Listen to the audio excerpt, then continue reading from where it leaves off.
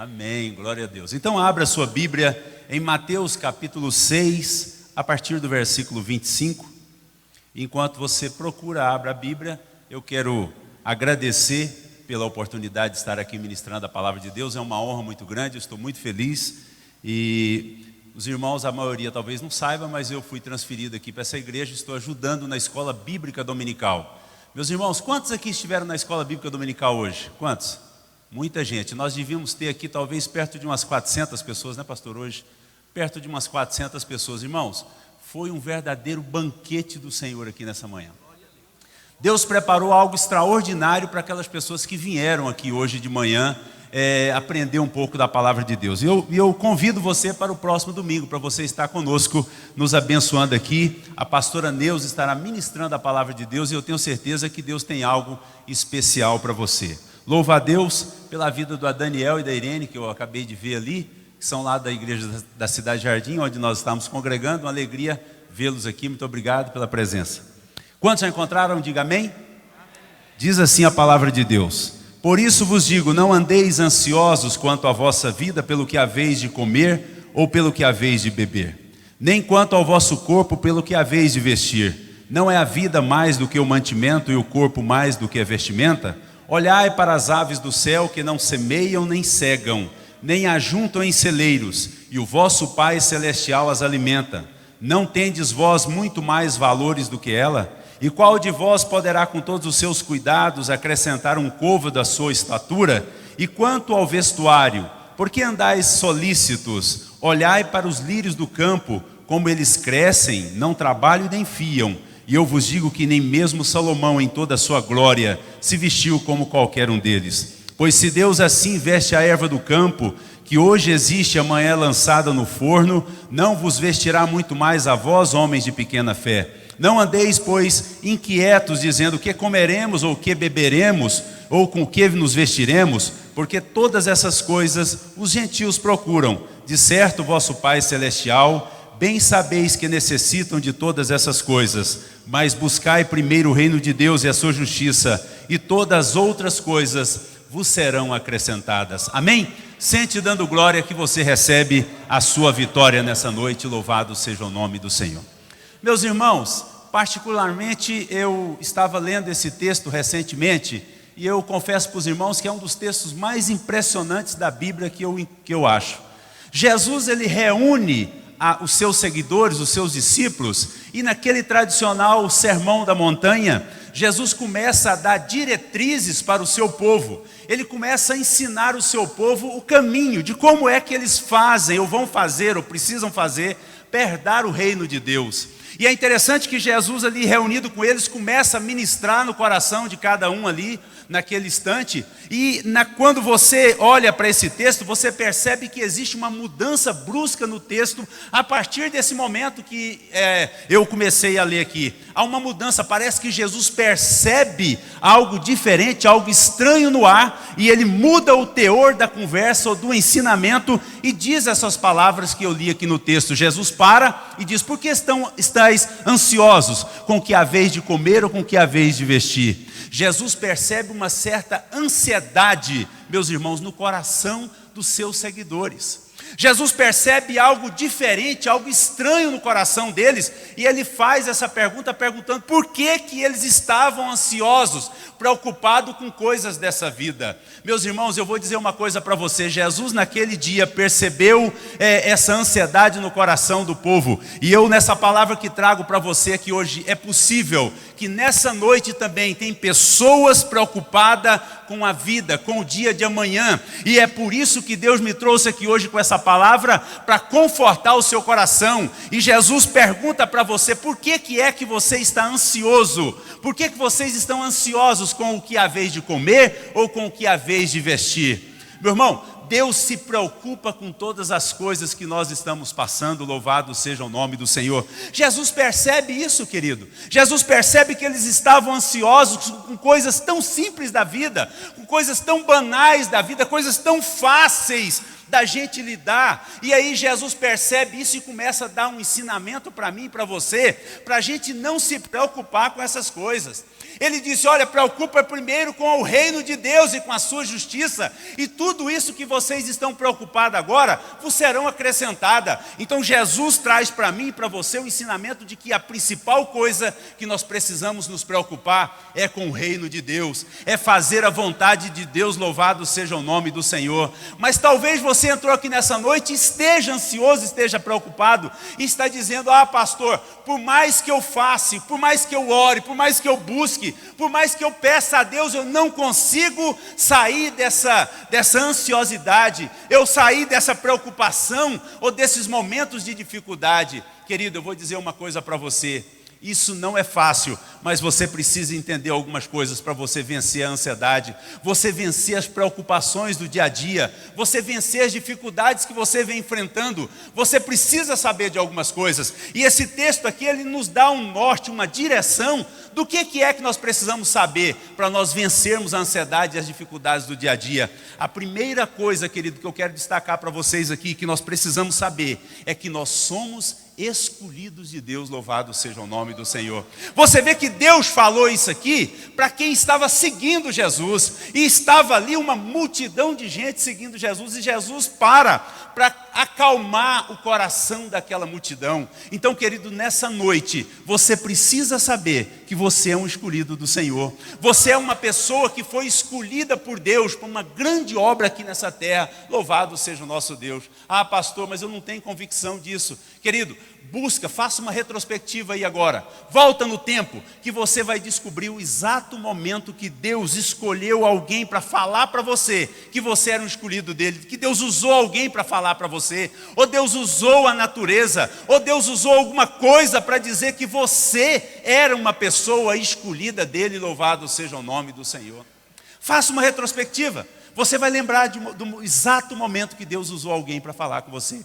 Eu lembro, irmãos, eu tenho 49 anos de vida. Apesar que você está olhando aí, olha e fala, não pastor, não parece que é só uns 30. E é verdade, parece que é uns 30. Mas eu já tenho 49 anos, meu irmão. Mas eu lembro do exato momento que Deus falou para mim que eu era um escolhido do Senhor. Eu tinha 12 anos, não mais do que isso, na cidade de Iporá. Quando a minha mãe foi para o culto lá, nós somos de Iporá. E quando ela voltou, a primeira coisa que ela fez, sentou os filhos todos no sofá e falou, meu filho, Deus usou uma pessoa lá na igreja e colocou a mão na minha cabeça e falou para mim que todos os meus filhos são escolhidos desde o meu ventre para uma grande obra aqui na terra, louvado seja o nome do Senhor. Meu irmão, eu não tenho noção do que foi de 12 anos para trás, mas de 12 anos para frente, eu nunca mais esqueci que eu era um escolhido de Deus, que eu era um escolhido do Senhor. E quando nós temos a convicção, quando nós temos a certeza que nós somos escolhidos de Deus, meu irmão, nada embaraça a nossa vida, nada atrapalha a nossa vida, sabe por quê? Porque você é um escolhido do Senhor, louvado seja Deus, você é um escolhido. Querido, eu vou dizer uma coisa para você, e não é fácil, mesmo quando a gente é escolhido por Deus, mesmo quando somos escolhidos, as dificuldades vêm, as dificuldades nos perseguem, e muitas vezes nós enfrentamos tempestades, mas é exatamente para fazer com que você se esqueça de que você é um escolhido de Deus, e Deus nessa noite quer que você não esqueça disso, louvado seja o nome do Senhor. Quantas vezes eu já enfrentei dificuldade na minha vida, para tirar de mim essa convicção, a visão de que eu era um escolhido do Senhor. Quantas vezes? E quantas vezes, irmãos, eu já enfrentei dificuldade.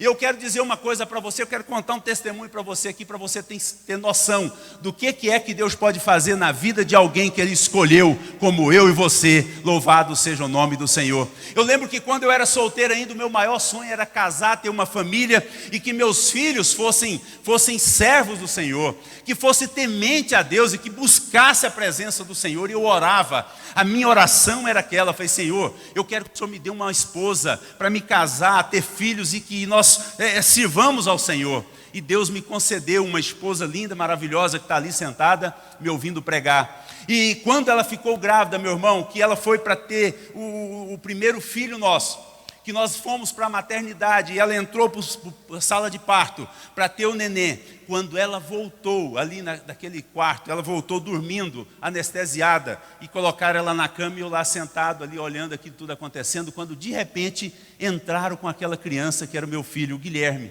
Irmãos, quando entrou aquela criança linda, a coisa mais linda do mundo, quando eu olhei e falei, gente, é meu filho mesmo, é a cara do pai. Eu olhei para aquele menino lindo daquele jeito, eu falei, só pode ser meu menino desse, que coisa mais linda. E aí eu olhei para a mãe que estava dormindo ainda lá anestesiada, e eu olhei para Deus e falei, Deus, esse momento era o momento que eu esperava, esse momento é só meu, do Senhor e desse menino aqui. E aí peguei o Guilherme nos braços, meus irmãos, levantei ele para o céu e fiz uma oração que eu jamais vou esquecer. Falei assim, Deus, eu consagro esse menino nas tuas mãos, eu profetizo na vida dele, quero que ele seja um pregador da tua palavra, que ele seja um ganhador de almas, que ele seja um pastor na tua casa, que ele seja envolvido com o teu trabalho. Irmãos, e eu orei, coloquei aquela criança ali naquele lugar. Quando a mãe acordou com o barulho da oração, perguntou, o que foi? Eu falei, nada não, só estava orando. Meu irmão, mas os anos foram se passando, aquela criança foi crescendo, e eu lembro como se fosse hoje, quando ele estava mais ou menos com 10 anos, ele chegou para mim e falou para mim assim, pai, o senhor sabe qual que é o meu maior sonho? Eu falei, qual, meu filho? Ser jogador de futebol. Quando ele falou para mim que queria, que o sonho dele era ser jogador de futebol, foi como se jogasse um balde de água fria em cima de mim, e eu pensei, virei, não falei nada para ele, virei para o lado e falei, Senhor, e o nosso sonho? E o sonho meu e o do Senhor para ele? E aquele sonho, aquela oração que eu fiz lá naquele quarto de hospital, Senhor, aonde fica? E Deus nunca mais falou nada comigo. Deus não falou mais nada comigo e o tempo foi passando e eu falei, então já que é para ser jogador de futebol, tem que ser o melhor. E aí eu fui lá para a loja de roupa de material esportivo, comprei roupa para os 2 filhos que eu tinha, para mim, e nós fomos para o campo de futebol jogar bola. Porque já que era para ser jogador, tinha que ser o melhor, né não, meu irmão? E eu fui treinar aqueles meninos, eu mesmo, eu ia para a chácara e treinava, e pensa nos meninos bons de bola, pensa nos meninos fantásticos, o pai apaixonado, falei, mas que jogada, meu filho, era uma coisa impressionante. E aí eles foram crescendo, e aí eu falei, gente, já que é para ser o melhor jogador, eu tenho que ir treinar eles num time bom, então tem que ser no melhor time de Goiânia. Fui lá e matriculei eles no Goiás.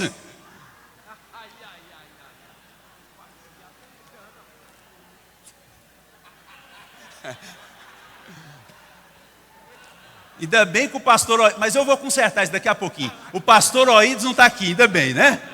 Meu irmão, mas eu fui lá e matriculei ele lá no Goiás. E quando eu fui a primeira vez, irmãos, levar eles para jogar, que aqueles meninos começaram a jogar no meio dos outros, eu bati a mão na testa e falei, não é meu filho, não é possível. Gente, eles eram ruins demais. Pensa nos meninos ruins de bola perto dos outros. Eles eram tão ruins que eu falei para Valdirene, quando eu cheguei, Valdirene, eu quero um DNA. Faça um DNA para mim, que esses meninos não são meus. Não pode, gente, porque o pai era bom de bola demais, imagina.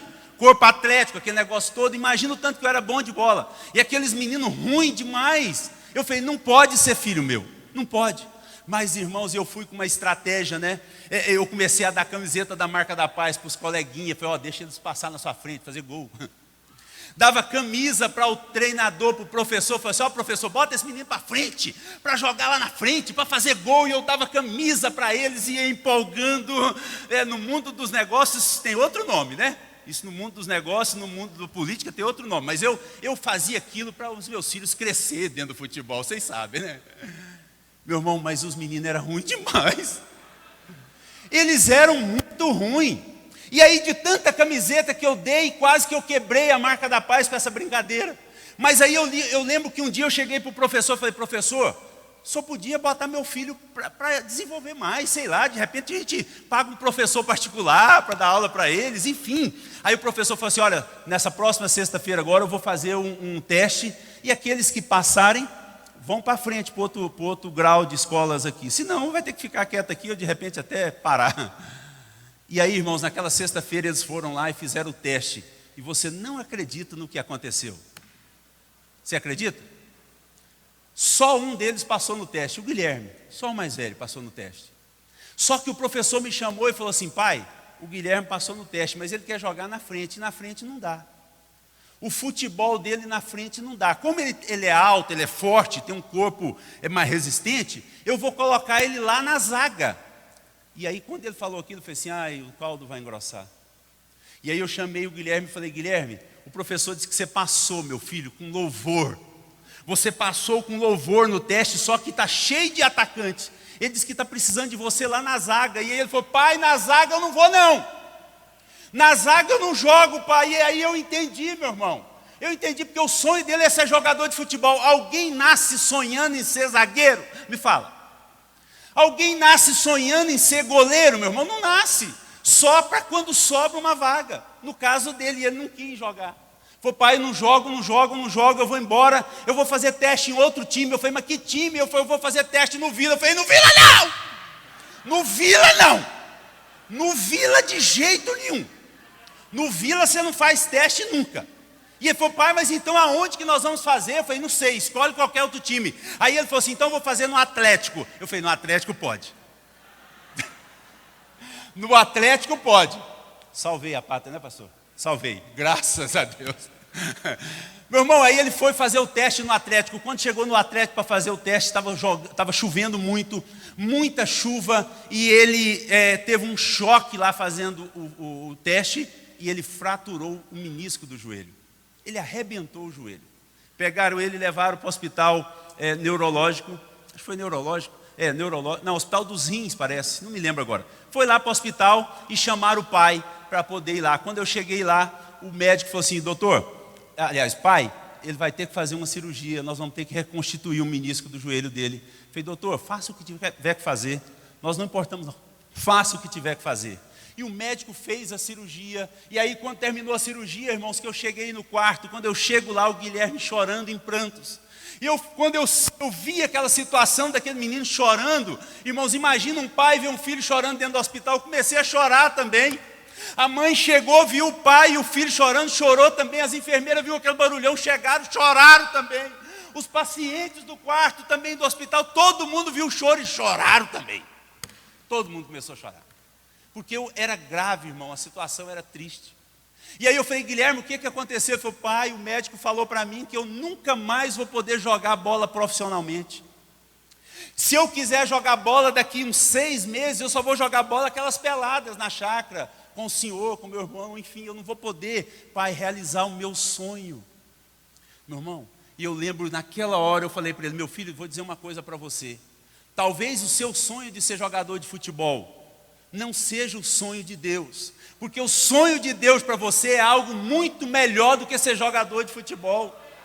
E aí ele falou: pai, mas o meu desejo era entrar no campo de futebol, quando terminar o jogo, trocar de camisa com o jogador, aquele negócio todo. Olha o sonho do menino, meu irmão, trocar de camisa no final. E é interessante que quando eu falei aquilo para ele, saiu do hospital, recuperou, e aí não jogou bola mais. Mas o pastor da nossa igreja, meu irmão, resolveu colocar ele como líder de jovens lá na nossa igreja. E ele se torna o líder de jovens daquela igreja. E a nossa igreja, na época que ele colocou ele, há 10 anos atrás, meu irmão, quando colocou ele ali para ser líder de jovens, a nossa igreja tinha poucos jovens. Era 16, 20 no máximo, não mais do que isso. E o Guilherme entrou ali para dentro e começou a fazer um bom trabalho dentro dos jovens. E quando ele entregou, há uns 8 anos atrás, parece 7 anos atrás, já tinha quase 200 jovens ali naquela igreja, para a honra e glória do nome do Senhor. Mas o milagre não está aqui não. O milagre sabe onde era? Que quando ele entrou ali para trabalhar com jovens, ele passou na faculdade e eu dei um carro para ele. Falei: eu vou dar um carro para ele atravessar a Goiânia para fazer faculdade. E ele ia, irmãos, para a faculdade, que ele era líder de jovens, crente desde que nasceu. Enfim, imagina, um menino criado dentro da igreja. Ele ia para a faculdade consagrando dentro do carro, ouvindo aquelas músicas daquela assembleiana, Paula Fernandes. Ouvindo as músicas do assembleiano, Chitãozinho Chororó. Consagrando a sua vida, ouvindo aquelas músicas. E líder de jovens na igreja. E isso ele me contou depois. Ele falou assim: pai, um dia eu cheguei, ele saía muito cedo, 6 horas da manhã, para não pegar trânsito, que ele estudava do outro lado da cidade. E um dia ele estava indo com o carro, quando ele parou no sinaleiro, depois da praça cívica lá, já indo para o lado da faculdade. Quando ele parou o carro ali, aquele sonzão batendo, aquele negócio esquisito, com os vidros tudo fechado, uma voz bradou do alto no coração dele, dizendo aqui: que qualidade de crente é você? Quando ele ouviu aquela voz, irmãos, ele disse que parou, olhou para os lados para ver se tinha algum crente da cidade de Jardim que estava vigiando ele ou que estava ali perto e ouvindo aquelas músicas, que ele estava ouvindo a música. Ele abriu o vidro do carro para olhar, não tinha ninguém. Ele desligou o rádio, o som, e ele colocou a mão no volante e a voz bradou de novo, dizendo: que qualidade de líder de jovem é você. Irmãos, ele colocou a mão no volante e ele falou: pai, eu chorei copiosamente naquela hora. E naquela hora eu fiz uma oração que mudou a minha vida. Ele disse assim: olha, Senhor, a partir de hoje eu não vou ser mais o que eu sou hoje. A partir de hoje eu faço a diferença nessa terra para a honra e glória do teu nome. Louvado seja o nome do Senhor. Meu irmão, e aquele rapaz que eu tinha orado lá no hospital para ele, dizendo que ele seria um pregador da tua palavra, que ele seria um pastor da igreja, que ele seria envolvido na obra do Senhor, irmãos, ele começou a desenvolver lá na cidade de Jardim trabalhos daqueles loucos por Jesus. Imagina você, aquele jovem que não tinha coragem de falar em público, irmãos, começou então a ir para os terminais de ônibus e pregar dentro dos coletivos aí dentro, falando a palavra de Deus e ganhando almas para Jesus. Isso tem no YouTube, se você olhar lá, você vai ver esses vídeos. Ele ia para os shoppings aqui da cidade, Flamboyant, Goiânia Shopping, subia nas mesas, nas cadeiras do shopping, nos centros de convivência, de alimentação, e pregava a palavra de Deus ali para as pessoas. Tem tudo isso gravado. Foram para uma passeata gay que teve aqui na cidade, levaram cartazes e faixa dizendo: me dê um abraço, Jesus te ama. Irmãos, impactou aquela passeata gay ali. Foi tão impactante que ele foi chamado para dar entrevista em vários estados do país, dando entrevista por que eles tinham ido lá, feito aquilo. E aí ele explicava porque mesmo naquela situação, mesmo na pessoa afogada no pecado, Jesus ama ele de uma maneira especial. E ele também é o escolhido por Senhor. Basta ele querer, louvado seja o nome do Senhor. E aquele jovem, irmãos, começou a pregar a palavra de Deus espalhada por todos esse planeta. E hoje ele já prega, irmãos, no mundo inteiro a palavra de Deus. O ano passado ele pregou em 183 cidades. E pregou em 5 países a palavra de Deus. Irmãos, é um ganhador de alma, uma pessoa apaixonada por almas. Ele foi num trabalho missionário aqui na Bahia, agora essa semana retrasada, irmãos, e ganharam 1.019 pessoas para Jesus em 10 dias. É um ganhador de almas. Mas o que eu quero que você entenda? Quando você é um escolhido de Deus, nada atrapalha, nada vai embaraçar o seu caminho, nada vai atrapalhar você, louvado seja o nome do Senhor. Talvez você entrou aqui hoje e nem crente é. Ah, pastor, o senhor está falando que todos aqui são escolhidos por Deus, mas nem crente eu sou. Aí é que está a prova de que você é um escolhido do Senhor, porque você está aqui, e se você está aqui, foi o Senhor que te trouxe, louvado seja o nome do Senhor. Talvez você está: ah, pastor, isso é coincidência, o meu amigo me chamou. Não é coincidência, não, é providência divina. Foi Deus que te buscou e te trouxe para cá, para você ouvir que você é um escolhido do Senhor, mesmo na situação que você está, louvado seja Deus. Agora, Deus não quer você na situação que você está. Deus quer trazer você para cá, para fazer você andar junto com os príncipes na casa do Senhor e se tornar um abençoado na presença de Deus, louvado seja o nome do Senhor. Então, quando Jesus percebe isso aqui, meu irmão, ele percebe que o povo estava angustiado. E aí, nesse texto, o que eu preciso mostrar para você é que para nós vencermos a ansiedade, as preocupações da vida, nós precisamos saber que nós somos escolhidos de Deus. A segunda coisa que eu preciso que você entenda nessa noite, para terminar minha mensagem, que meu tempo já acabou, é que além de sermos escolhidos por Deus, você precisa saber que em qualquer circunstância que você estiver vivendo, Deus está com ela sob controle. Talvez você tenha perdido o controle da situação, mas Deus está rigorosamente com ela no controle dele, louvado seja o nome do Senhor. Deus está no controle das coisas, louvado seja Deus. Meu irmão, quando nós temos essa convicção de que Deus está no controle, nada pode atrapalhar a gente, nada pode embaraçar a gente. Sabe por quê? Porque Deus tem o controle de tudo. Deus está no controle do universo, mas Deus também está no controle da sua vida. Deus está no controle do planeta, irmãos, mas Ele está no controle da sua casa. Deus tem o controle de tudo, louvado seja o nome do Senhor. E é isso que nós precisamos saber. É disso que nós precisamos saber. Quando nós temos essa convicção, nada atrapalha a nossa vida. Eu vou contar mais um testemunho para você que aconteceu lá na igreja da cidade de Jardim. Deixa eu só beber uma água que eu empolguei, irmãos.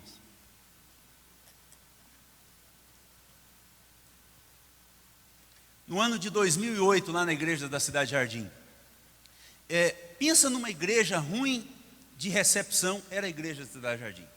Ruim. Está aqui, os irmãos que é de lá sabem muito bem o que eu estou falando. É ruim, era ruim. E aí um dia eu chamei o pastor João, eu falei, pastor João, o senhor podia me permitir, que eu sou um dos vices, né? Era um dos vices da igreja. Só podia me permitir, eu vou lá para frente fazer a recepção da igreja. Nós precisamos ter uma boa recepção e os diáconos aqui dessa igreja estão muito fracos, está muito ruim. Ele falou, não, Itamar, eu não quero você não, eu quero você embelezando o púlpito aqui comigo.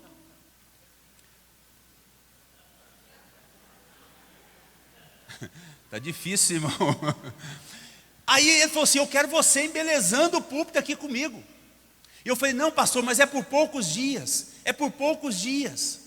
E aí eu fui para lá, irmãos, e eu comecei a receber todo mundo. Eu gosto demais de receber os outros, eu gosto demais de cumprimentar os outros. Vocês vão perceber isso aqui ao longo da caminhada. Eu gosto demais de cumprimentar as pessoas, eu cumprimento até quem não quer me cumprimentar. Esses dias eu moro num condomínio fechado lá no Granville, e eu estava saindo para trabalhar, tinha um senhor fazendo caminhada e passando exatamente na minha porta, que a minha casa é voltada para o muro. E aí aquele senhor passando com a cabeça baixa, eu falei assim, meu senhor, bom dia. Ele olhou para mim, o que foi? Você está alegrinho hoje? Eu falei, não, estou dando um bom dia para o senhor, que só tem um bom dia. E ele nem me deu moral e foi embora, meu irmão. Mas eu gosto de cumprimentar, eu sou apaixonado por cumprimentar as pessoas.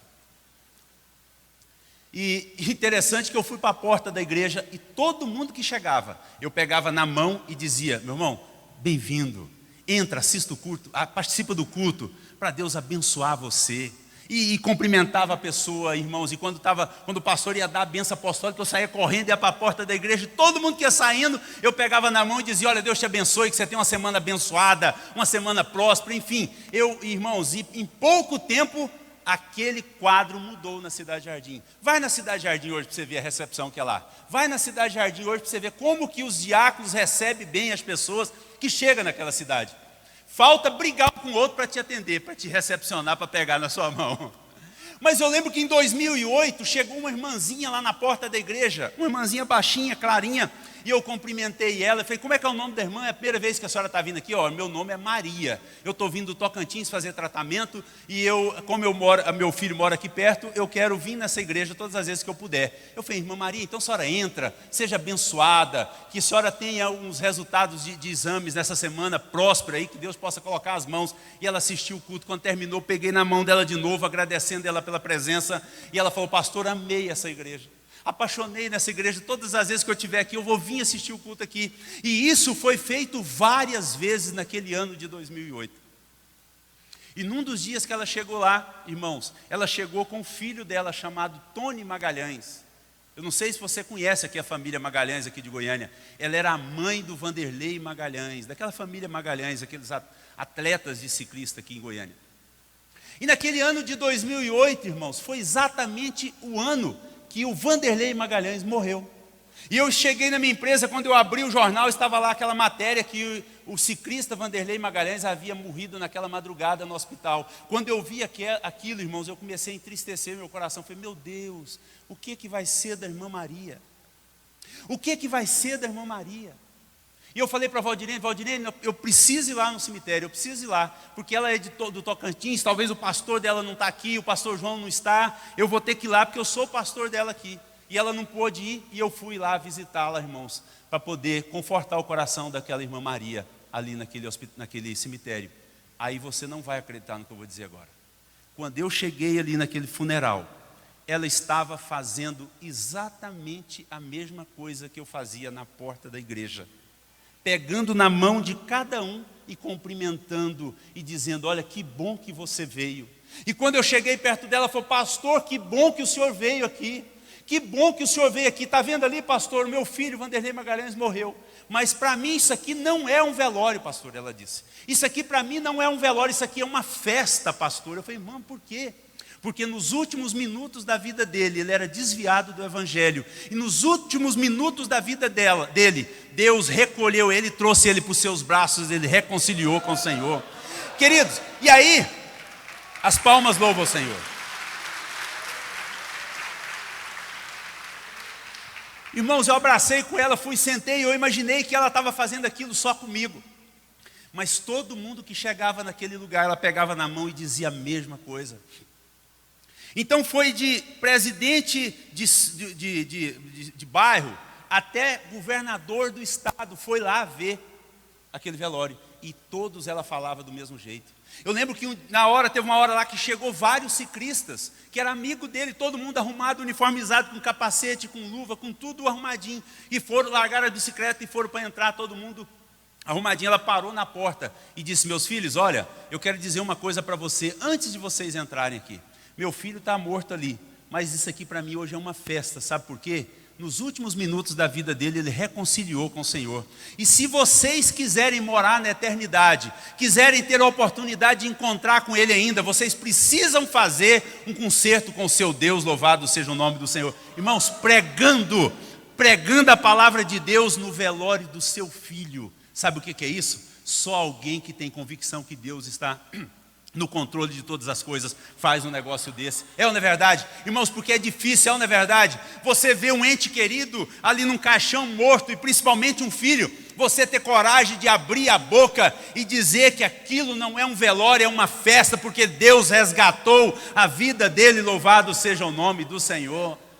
E para terminar essa mensagem, eu quero te dizer que a coisa mais importante que Deus fez para mim e por você foi ter entregado o seu filho para morrer na cruz do Calvário. Foi para ser pregado na cruz do Calvário, verter seu sangue e morrer no meu lugar e no seu lugar. E você que entrou aqui, que ainda não é evangélico, eu quero te dizer para você que esse ato de Deus é um ato de amor, para falar para mim e para você aqui nessa noite, que você, além de ser escolhido, você também é amado do Pai, louvado seja o nome do Senhor. E Deus tem interesse na sua vida, louvado seja Deus. Eu convido você para ficar de pé. Glória a Deus. Glória a Deus. Eu quero aproveitar essa oportunidade aqui que eu ainda tenho e fazer um convite, talvez o convite mais importante da sua vida. Mais importante. Eu sou criado dentro da igreja, eu nasci na igreja, meu tataravô já era crente, só para você ter uma ideia. Eu não sei que sabor tem cerveja, eu não sei que gosto tem um cigarro na boca, eu nunca experimentei isso. Eu nunca vim na frente aceitar Jesus, porque eu nunca saí da presença dele, louvado seja Deus. Mas talvez você tenha a melhor oportunidade da sua vida. E eu quero te convidar você, nessa noite, para fazer um concerto com o Senhor aqui agora, aceitando Ele como seu Salvador. Onde é que está a primeira pessoa? Saia do seu lugar correndo e venha aqui para frente que eu quero orar por você. Onde é que está a primeira pessoa? Venha aceitar Jesus como seu Salvador. Deus está te esperando, e nós também. E nós queremos orar para você, para Deus escrever o seu nome no livro da vida, e a sua vida nunca mais vai ser a mesma a partir de hoje, porque você é um escolhido do Senhor, louvado seja Deus. Aonde está a primeira pessoa? Saia do seu lugar, venha correndo para cá, nós estamos esperando, saia correndo, venha para o altar. Onde está a primeira pessoa? Louvado seja Deus. Glória a Deus, glória a Deus. Você que está perto de alguém que não é evangélico, dê um cutucão nele aí. Dê um cutucão nele para que o Senhor possa desamarrar essas cadeias, essas correntes. Onde está a primeira pessoa para Jesus? Você que ouviu a palavra de Deus, sabe que a sua entrada aqui não foi por acaso, não foi em vão, mas Deus está falando com você já tem muito tempo. Deus está falando no seu coração tem muito tempo. Você não veio aqui à toa, você não veio aqui hoje só por vir, você não veio aqui para atender um convite de ninguém, você veio aqui atender um chamado do Senhor Jesus, e Ele está falando com você. Saia do seu lugar e venha para cá agora em nome de Jesus. Onde é que está a primeira pessoa? Venha correndo, venha correndo. Glória a Deus, glória a Deus, glória a Deus. Se não tem, que Deus possa abençoar e te dê mais uma oportunidade. Que você continue vindo, você que levantou a mão que não é evangélico, continue vindo, para você experimentar um pouco mais daquilo que Deus tem para você. Vamos agradecer a Deus nesse momento. Senhor nosso Deus, nós te louvamos pela tua palavra, nós te louvamos por esse culto nessa noite. Deus, eu quero te pedir que o Senhor continue falando no coração daquelas pessoas que entraram aqui, que ainda não aceitaram o Senhor como Salvador. Deus, fala melhor no coração de cada um deles. Deus, muda o coração deles, nós te pedimos em nome do Senhor Jesus. Deus, muito obrigado por esses momentos que tributamos na tua presença, que te adoramos, e que o Senhor receba o nosso louvor e a nossa adoração, em nome de Jesus. Amém. Sente dando glória, meu irmão, que você recebeu sua vitória. Pastor.